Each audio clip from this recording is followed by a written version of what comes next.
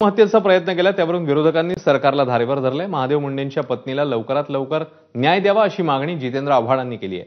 त्या सगळ्या प्रकरणात बीडच्या एसपीनी लक्ष घालावं अशी मागणी भाजप आमदार सुरेश धस यांनी केली। राजकीय पाठबळ असल्यामुळे महादेवला न्याय मिळाला नाही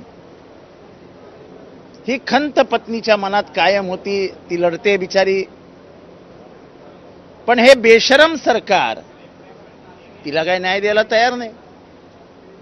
आणि अखेरीस आज तिने विष प्राशन केले। मुंडेंचा खून कोणी केला हे अख्ख्या बीडला माहिती आहे, अख्ख्या बीडला।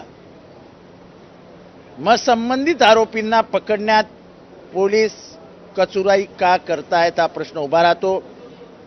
आणि अशा प्रकारची आत्महत्या होणं हे महाराष्ट्र सरकारला शोभत नाही। महाराष्ट्र सरकारला याबाबत स्पष्ट भूमिका घ्यावीच लागेल।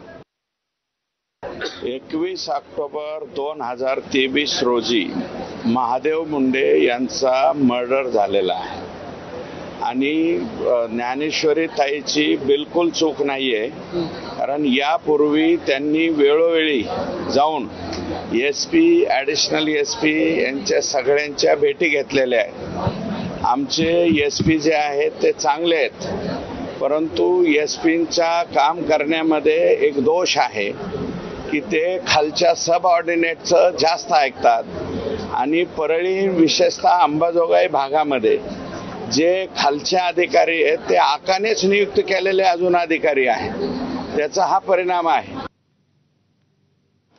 एबीपी माझाचा दणका काय असतो हे आता पुन्हा एकदा संपूर्ण महाराष्ट्राने अनुभवलंय। नागपुरातील बोपचे कुटुंबियांना न्याय मिळवून देण्यासाठी एबीपी माझाने केलेल्या बातमीनंतर काही तासात युनियन बँक नरमली आहे। रस्ते अपघात मृत्युमुखी पडलेल्याला योगेश बोपचे यांच्या विम्याचे पैसे मिळण्यासाठी दाखल अर्जासोबत जोडलेला मराठी एफआयआर युनियन बँकेने नाकारला।